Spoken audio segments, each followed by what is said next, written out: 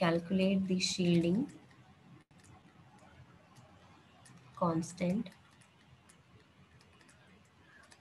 for zinc. ठीक है, किस किस के लिए आपको शील्डिंग कांस्टेंट निकालना है? For 4s electron and second one for 3d electron. Solve करो.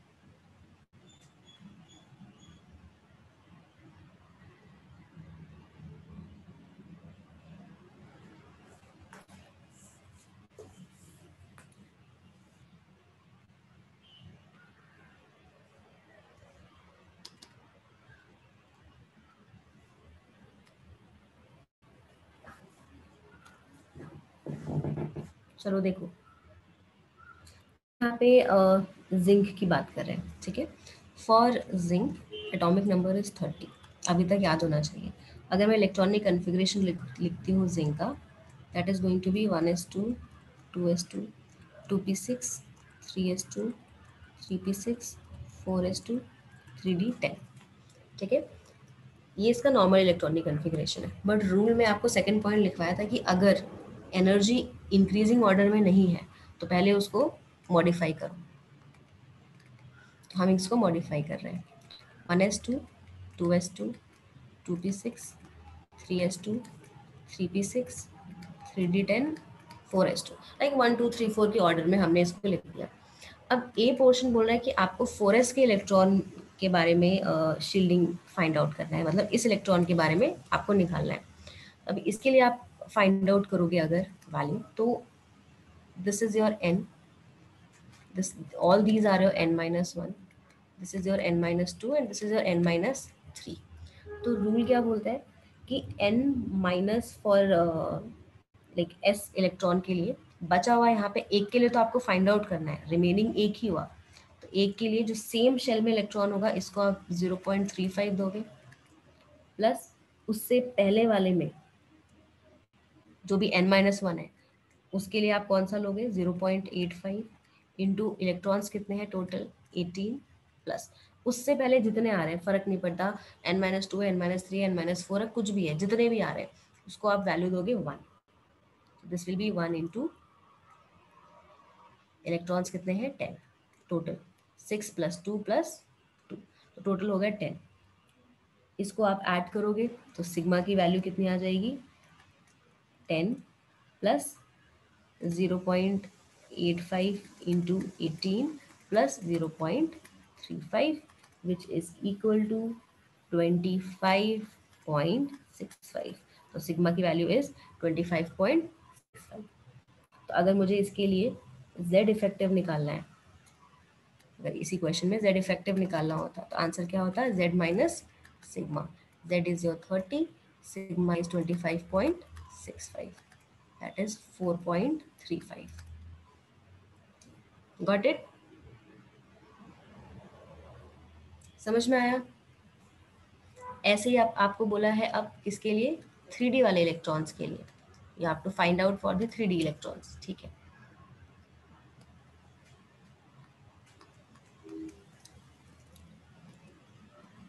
अगेन मॉडिफाइड वाला इलेक्ट्रॉनिक कन्फिग्रेशन हम लिख रहे हैं directly 1s2 2s2 2p6 3s2 3p6 3d10 4s2.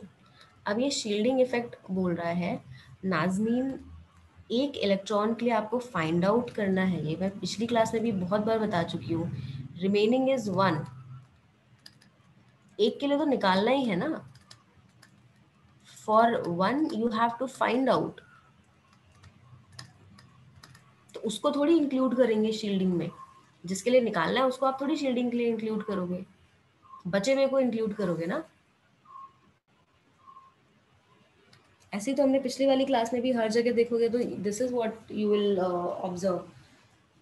जिस इलेक्ट्रॉन के लिए अगर मैं आपसे पूछ रही हूँ कि बच्चे ऐसे रो में बच्चे खड़े हुए हैं, ठीक है, और मेरा क्वेश्चन है कि ये दोनों की सेम हाइट है, लास्ट टू की सेम हाइट है, इन सब की हाइट इनसे कम है, जो भी है, तो अगर मुझे इनके लिए निकालना है कि इनके आगे कितने बच्चे खड़े हैं, ठीक है, तो एक को थोड़ी आप काउंट करोगे, एक को तो आपको रेफरेंस लेके चलना पड़ेगा ना, फिर बताओगे कि बाकी बच्चे कितने उसके आगे खड़े हुए हैं।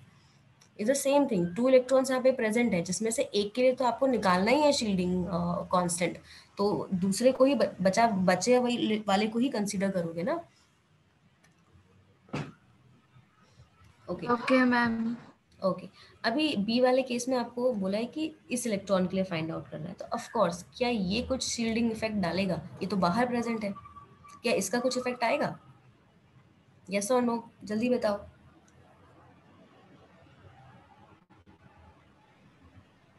No ma'am.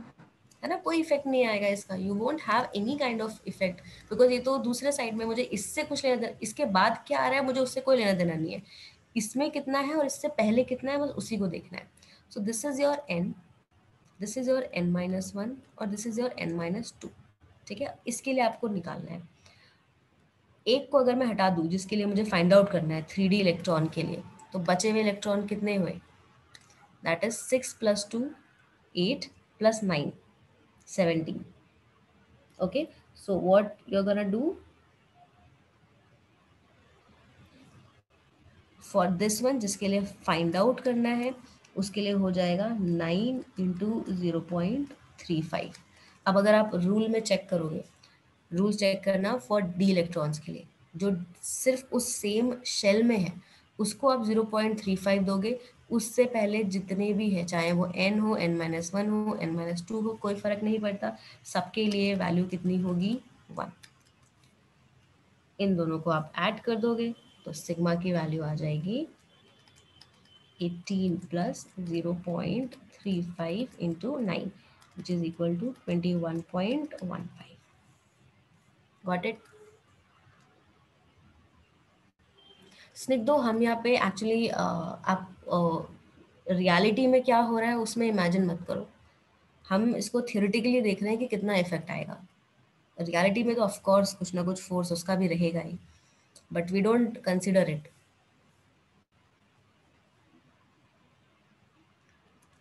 सो क्वेश्चन समझ में आया? तो अभी अगर आपको ऐसा कुछ भी पूछेगा तो you will be able to find it और नॉट?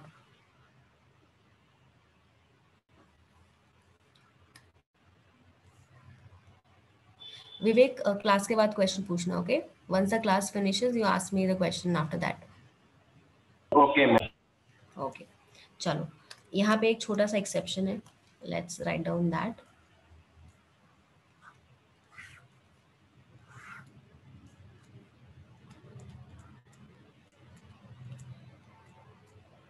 एक्सेप्शन क्या है? For 1s electron, like usually हम हाइड्रोजन की बात करेंगे, लिथियम की बात करेंगे, जिसमें लाइक स्मॉलर एलिमेंट्स है। So for 1s electron, value of shielding constant is 0.30। तो ये हम हाइड्रोजन और हीलियम की बात करेंगे। जैसे अगर हम हीलियम का निकालना चाहें, ओके, उसका मुझे अगर z इफेक्टिव निकालना है, that is z minus sigma, तो z इफेक्टिव किसके इक्वल हो जाएगा?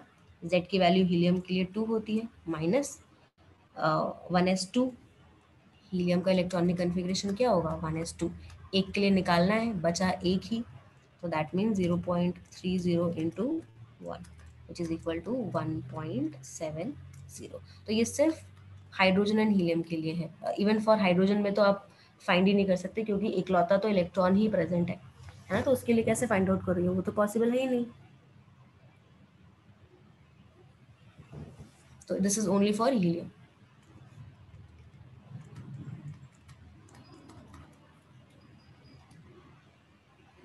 चलो, नेक्स्ट एक और क्वेश्चन देखो।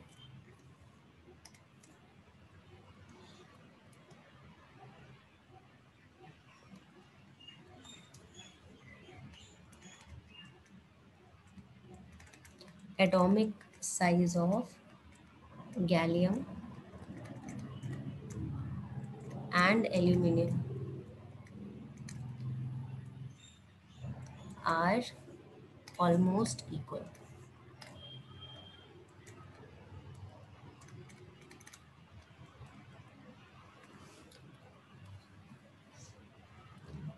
However, they belong to different periods. ठीक है, अलग पीरियड में बिलोंग कर रहे हैं. एक लाइक चलो पीरियोडिक टेबल में दिखा देती हूँ. हम बात कर रहे हैं यहाँ पे एल्यूमिनियम एंड गैलियम की. तो जो हमने नॉर्मल ऑर्डर पढ़ा है उसके अकॉर्डिंगली टॉप टू बॉटम जब हम आते हैं पीरियोडिक टेबल में, एटॉमिक साइज क्या होना चाहिए? इंक्रीज होना चाहिए, because number of shells are increasing. But यहाँ पे एल्यूमिनियम का एटॉमिक साइज जो है वो ऑलमोस्ट इक्वल है गैलियम से. My question is why? Very important question.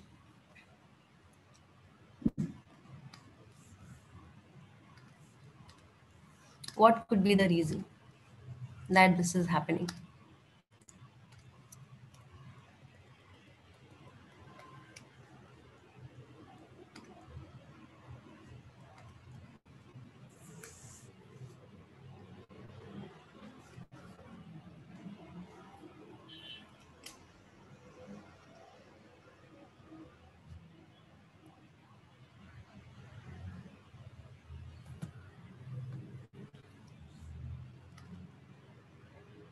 Yes, Nigdo.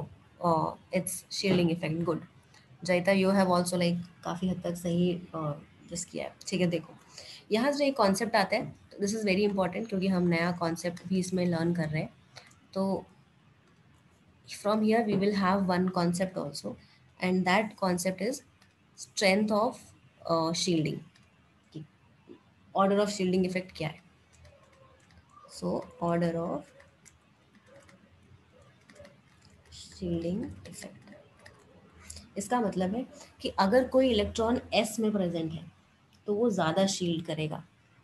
ठीक है, अगर कोई इलेक्ट्रॉन p ऑर्बिटल में प्रेजेंट है तो वो कम शील्डिंग करेगा एज कंपेयर टू s. अगर d में है तो और कम, और अगर f में है तो उससे भी ज़्यादा कम. Okay, so for same value of n, मतलब n का वैल्यू अगर सेम है, that means n can be और 1 to infinity. कितने नंबर ऑफ शेल हो सकते हैं? अगर n का वैल्यू सेम है तो शील्डिंग इफेक्ट जो है s ऑर्बिटल का ज़्यादा होगा देन p का, देन d का और देन f का. वेरी इंपॉर्टेंट कि मतलब जो वैलेंस इलेक्ट्रॉन को प्रोटेक्ट कर रहे हो आप न्यूक्लियस से, वो s पे अगर इलेक्ट्रॉन प्रेजेंट है तो वो ज़्यादा अच्छे से प्रोटेक्ट करेगा क्योंकि s हमेशा न्यूक्लियस के पास में होता है और it is spherical in nature. क्योंकि हम सेम वैल्यू ऑफ n की बात कर रहे हैं तो उसका प्रिंसिपल नंबर सेम है. ओके, शेल नंबर सेम है. तो अब क्या हो रहा है एग्जैक्टली अगर हम एल्यूमिनियम के कॉन्फ़िगरेशन की बात करें, यहाँ पे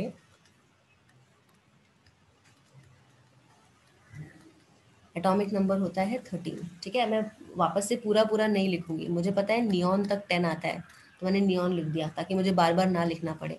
देन आता है 3s2 3p1. ऐसे अगर मैं गैलियम की बात करूँ जिसका एटॉमिक नंबर है 31. ठीक है, z is equal to 13, z is equal to 31. So in that case electronic configuration होगा आर्गन 18 तक आता है, उसके बाद 3d10 and 4s2 4p1. Okay, so gallium की अगर हम यहाँ पे बात करें, ये न्यूक्लियस है और यहाँ पे जो भी आपके पास शेल है, ये मैं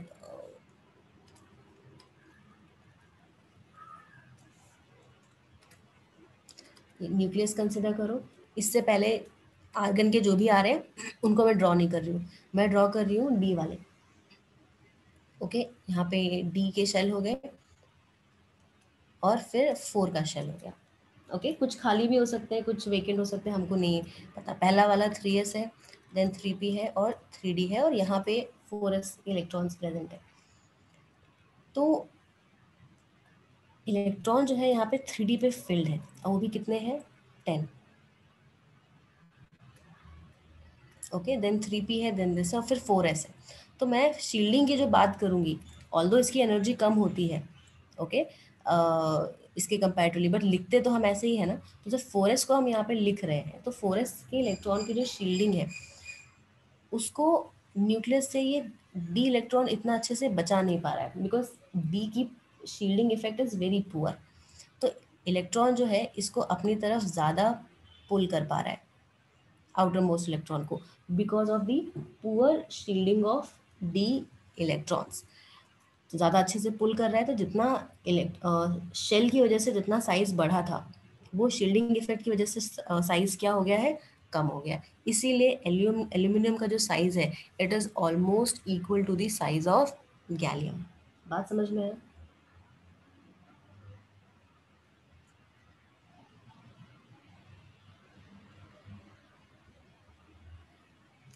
Is it clear to everyone or not?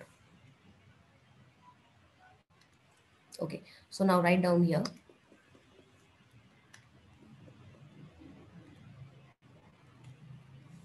In the case of gallium,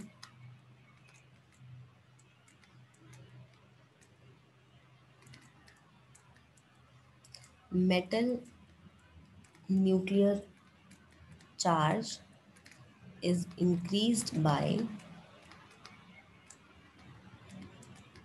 18 unit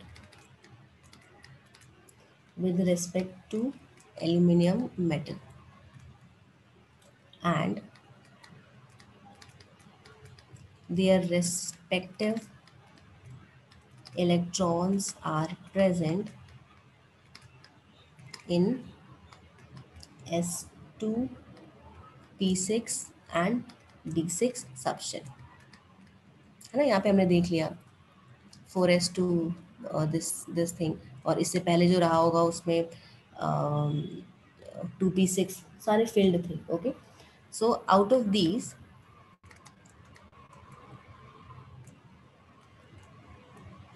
D10 configuration has poor shielding effect.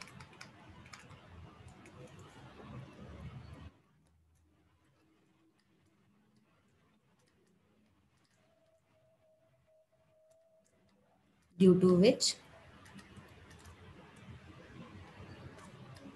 Z effective increases on the valence shell of metal atom, resulting in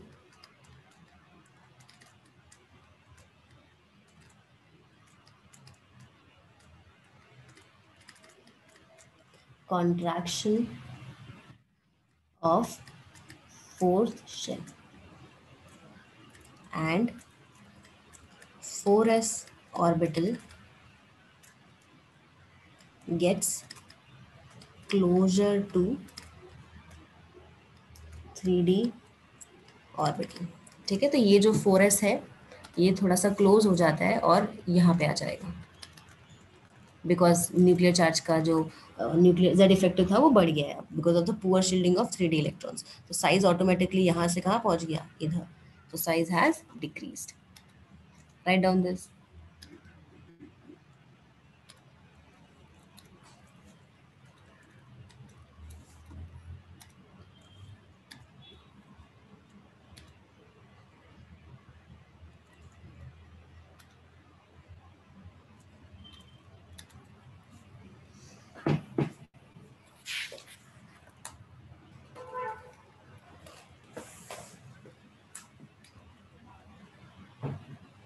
this is one of the exception. ठीक है, exception है इसलिए ये काफ़ी important है।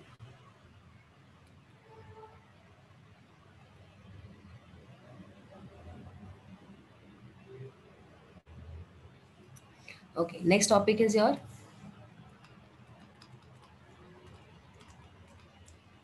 exception in atomic size। इसमें हम बात करेंगे in D block elements। D block elements में atomic size किस तरीके से वेरी कर रहा है उसको हम देखेंगे। ओके, सो इन इसमें लिख लो पहले, फिर एक्सप्लेन करती हूँ। In case of D block elements, as we move from left to right in the periodic table,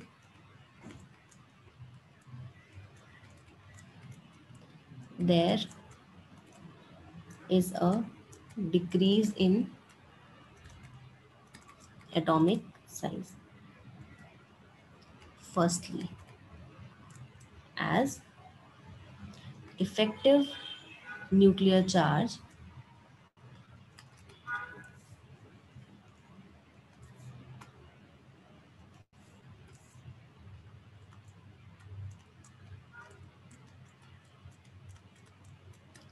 is greater than shielding effect. Next, in the middle of the row,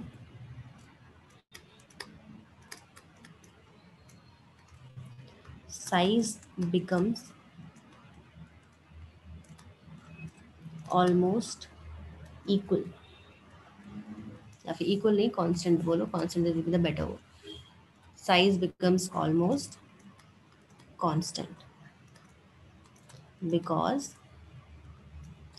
effective nuclear charge, इसको मैं लिख रही हूँ ENC, effective nuclear charge becomes equal to shielding effect, इसको लिख रहे हैं SE. Okay, so like it is almost equal to, not exactly equal to, almost equal to. And at the end, atomic size increases because effective nuclear charge becomes less than shielding effect. ठीक है, इसको लिखो.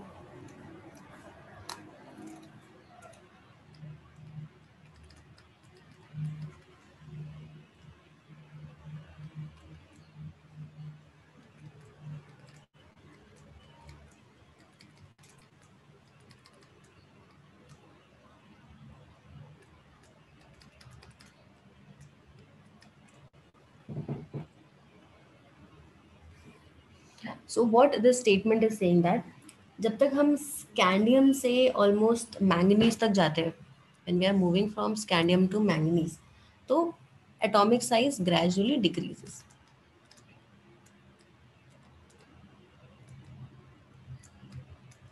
Okay, then from iron से कुछ अगर हम जाते हैं निकल तक, तो एटॉमिक साइजेस ऑलमोस्ट कांस्टेंट. और जब हम कॉपर से जिंक की तरफ जा रहे हैं, तो अगेन एटॉमिक साइज जो होता है that is going to increase. So this is the anomalous behavior which has been shown by the D block element. Reason ये है कि इस केस में Z इफेक्टिव जो है वो शील्डिंग इफेक्ट के कंपैरेटिवली ज़्यादा होता है.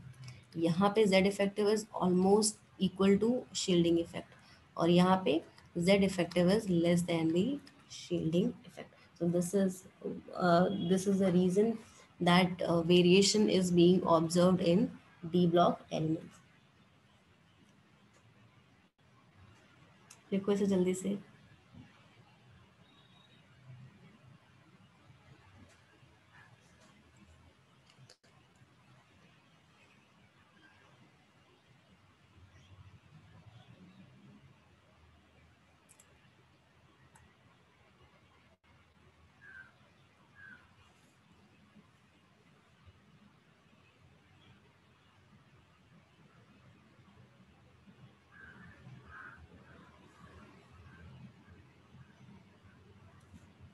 यहाँ पे बस नोट डाल के लिख लो, similar trend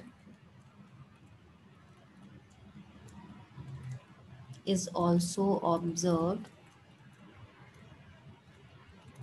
in 4D and 5D series. तो इनके नीचे वाले दोनों जो सीरीज हैं उसमें भी सेम टाइप का बिहेवियर शो होता है, exactly similar.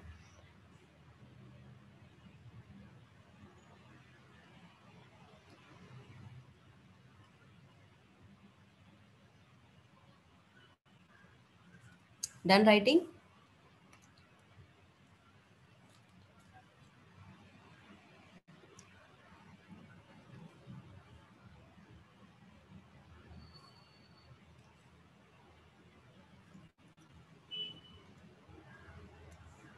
Fine. So this was your anomalous behavior for D block element.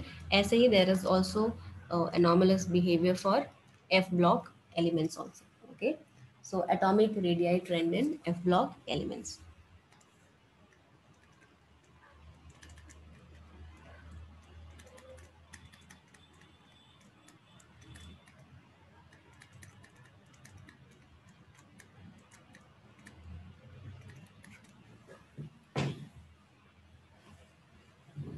इसमें पहले लिख लो फिर एक्सप्लेन करती हूँ.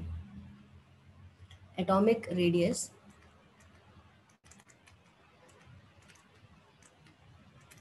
in F block elements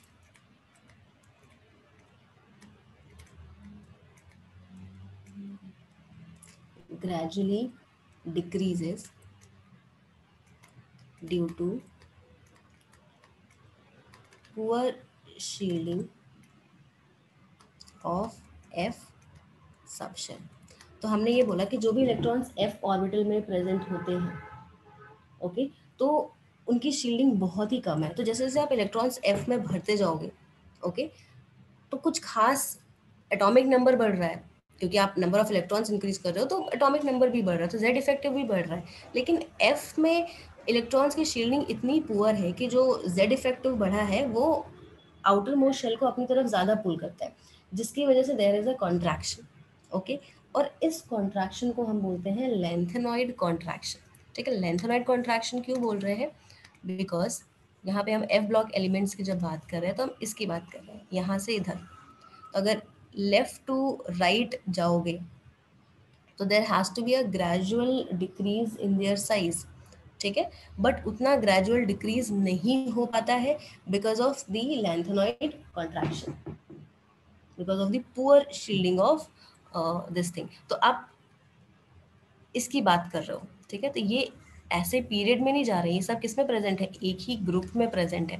तो ग्रुप में, सॉरी मैंने डिक्रीज बोला था, सॉरी, ये एक ही ग्रुप में प्रेजेंट है. आपको मैंने बताया था F ब्लॉक एलिमेंट्स ग्रुप 3 में आएंगे, तो ये आपके एक ही ग्रुप में प्रेजेंट है. इसका मतलब है कि साइज इनका होना चाहिए increase, because they are both present in third group, और ग्रुप में top to bottom atomic size increases. So here also atomic size increase होना चाहिए था, बट इंक्रीज नहीं हो रहा है, वो फॉर दैट मैटर क्या हो रहा है? डिक्रीज हो रहा है. किसकी वजह से? Because of the poor shielding of F और इलेक्ट्रॉन्स. और इतनी पुअर शील्डिंग है कि साइज को इंक्रीज ही नहीं कर पाते, and automatically atomic size decreases.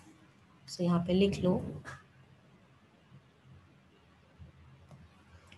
this effect is known as lengthenoid contraction. क्योंकि फर्स्ट एलिमेंट आपका लेंथेनम है, इसके लिए हम बोल रहे हैं इसको लेंथेनॉइड कॉन्ट्रैक्शन. ओके, क्लास का टाइम ऑलमोस्ट फिनिश हो गया है. सो